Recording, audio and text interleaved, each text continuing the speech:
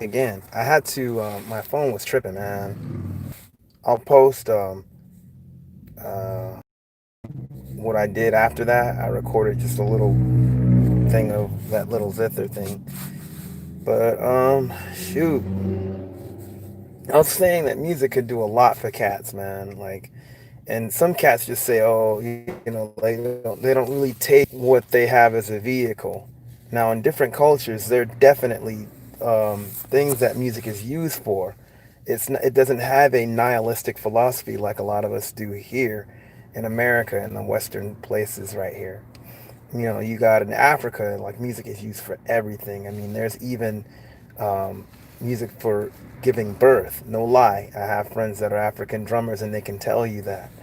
Um, it's like a part of everything that you do. It's not just utilitarian purposes. It's actually a part of. It's like walking, talking, and breathing. When it comes to Africans and the way music is portrayed, and I think that's why a lot of Black American musicians or musicians of um, African descent, specifically like the children of the diaspora in that regard as well. It seems maybe that's probably one of the reasons that we've led when it comes to inventing a lot of different kinds of music. Not to take from away from anyone else, but yeah, we have a lot of things that have to do with music because it was so integral to our culture. And when we moved and everything, it was communications in so many different ways. Pretty messed up what happened to even a lot of blacks that were in captivity. They would cut their hands off because those drums were, um, it's like almost like code for a lot of different things too. And so you had, it's like we had to do different things over here, and make even music out of things that, like, I mean, the Congo drums, from what I understand, was definitely a lot of Africans in Cuba, making stuff out of the wood and stuff there, and using animal skin because they didn't have the traditional African drum, that was taken away from them. And but it comes out like my uncle always says in Africanisms. We all have it. It comes out. It comes out because those are those ancestral ties that are still to us. Although we've done something different with it, it comes out. But even when we talk about even other places like India uses a lot of music for meditation, and it's why you see cats playing sitar and all kinds of stuff like that for hours. I did like a something to my students that they probably were at the time were not cool with me. I had them learn this Indian line on guitar, and I had them play it. We started off slow. I had them play it for at least 20 or 30 minutes. And it was funny because we started off slow, and eventually they ended up playing it pretty fast, like, um, and they were getting tired. Like, man, how could this guy do that? I think we're probably 20, 25 minutes going at it. But you got a lot of these teachers, and especially if they were like studying in an ashram, like a monastery or whatever, they got hours, man. It's just like, wow, that's a trip. It makes me think about what Sun Ra used to do, with his group, practice for hours, like, and for 12 hours straight. I don't know if I want to be at practice that long. I've done probably maybe 5 or 6 hours at the most, but not 12 hours. No, I don't want to be in there that long, but they were a good band. But anyway, just to put finish off what we were doing. Um, yeah, music says a whole lot, and you can do a whole lot with it.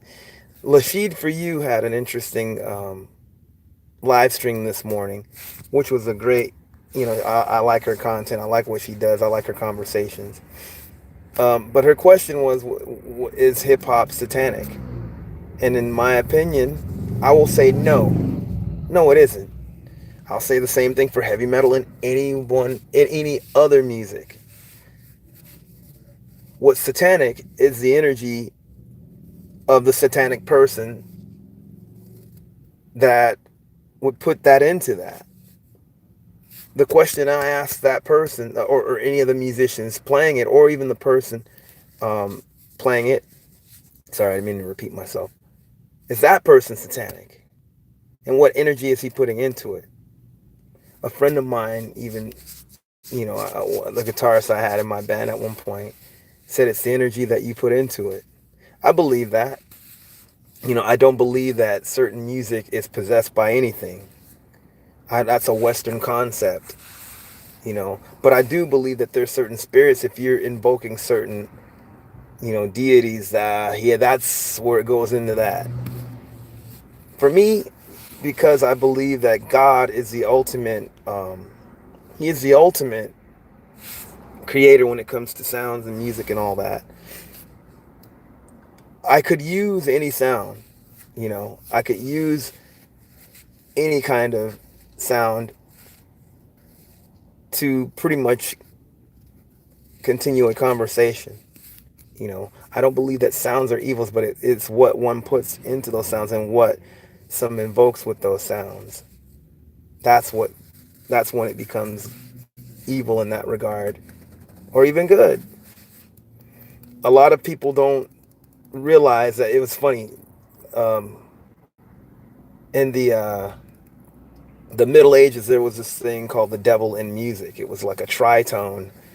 The tritone was like basically dissonant chords, or just things that didn't sound what people might consider happy.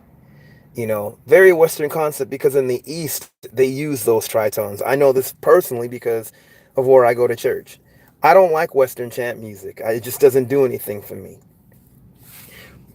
The only chant music that I will listen to, as far as church music goes, is Tawahedo chant, which is Ethiopian or Eritrean, and Egyptian or Coptic chant. And the reason being is because I like the sounds. I'm not going to lie to you. I like what it's saying, and also it's the oldest forms of, our religion in that regard. And they're closer to the East, same with the Syrian church as well. I think the Greeks actually were the ones that kind of put that whole devil in music thing even before the Middle Ages. Because I think Pythagoras, correct me if I'm wrong, said something of that nature. He's the guy that mapped out like just different tones or whatever, and kind of wrote all this stuff down. Like Pythagoras definitely can be um, traced to having something to do with the musical theory as we know today. But also, some people would say that they were involved in some pretty esoteric stuff too, which I'm not going to talk about. I don't know in detail, but yeah, that's another story. I tend to go with I'm not a Gurdjieffian, but I tend to go with Gurdjieff's um, depiction of what the dissonant harmony means. He likened it unto basically like a higher energy. Like it's the highest energy when you hit those chords. Especially if you hit them over and over again. Of course, you can use those things too, um, to depict certain things like the apocalypse, or what Christoph Penderecki did when he was talking about the victims of Hiroshima. So because it conveys a certain attitude. You could use music for a lot of different things. Um, it's definitely something that I personally think is a bridge to God, because God is to be known. He is a mystery in that sense, not in a spooky sense, but more in the words like, wow, just a wonder. And it's like you could only fathom, or you can't really fathom the Most High, because he's so vast, but he's so particular in the way that he communicates with us. God is like the ocean. We might see aspects of the ocean, but we'll never know like its entirety in just one setting of where we are. We have to sail through that ocean, you know. Or better yet, God is like outer space. God always gives you examples of himself in nature. And with music he does that because music is a trip. It's something that is universal. It has an attraction to people that don't even speak the same language at times, but they could build on that. I myself being a musician have met people and performed with people that don't even speak English or they barely speak it. So it's really cool. I mean, like music has that aspect to it, and it's almost like a mirror to the Most High because it's like the only thing that you could put a finger on music is the sound, but it's just something about it that attracts people and draws people. Not that I'm supposed to not that I should compare God to anything earthly, but God will give you an examples. God gives you examples of Himself, even using things like music, um, and even like a lot of things in nature. Even light is a perfect example because sometimes you'll see light, a lot of times you don't. There's light that exists even when it's dark, but that's another story.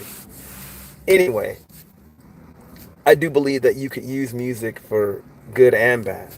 It's where you are, but it's where you are with the Most High too. Um, a lot of my music might sound, it depends on what you're listening to, but some of it sounds a bit dark at times.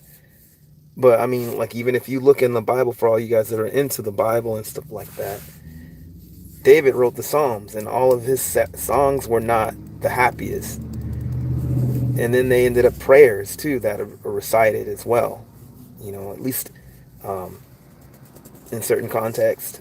But yeah, um, what was I gonna say?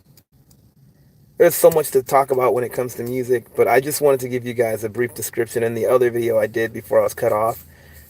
And just music has done a lot for me, and it's helped me a lot to deal with certain things.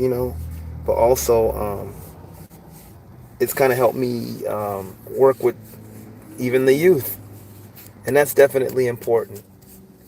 Whether the youth plays music or not, you could use it as a bridge to help bring out something in the next generation. So yeah, you know, I don't know. Um, I think God gave music to us as a gift. Now a lot of people say, well, the devil, he was made of pipes and all that. He was the chief angel that held music, and so now he has an influence and all that stuff like that. Yeah, that's the only thing he has. But the thing is, what do you have? You have a choice to be influenced by that or not. You have a choice to create and not destroy. God gave us that choice. And it's a choice to, you know, do good or bad. The devil will always do what he does. But what are you doing? You know? People give the devil too much power. The devil's very cunning. But it always goes back to what we decide. And same with music. What are we deciding to communicate? What spirit are we letting use us in communicating? You know? So, and I'm saying this based on my spiritual beliefs. I've said it a bunch of times. I am an Orthodox Christian, probably one of the weirdest Orthodox Christians that you guys will ever see on here, you know. But I am who I am, and peace to all of you guys, and I pray the best for you. God bless, and let me know what you think. Peace. Exhibe BakkkK At Chu. Besame abo well, women feskadu sahadu amlak amin. God bless you.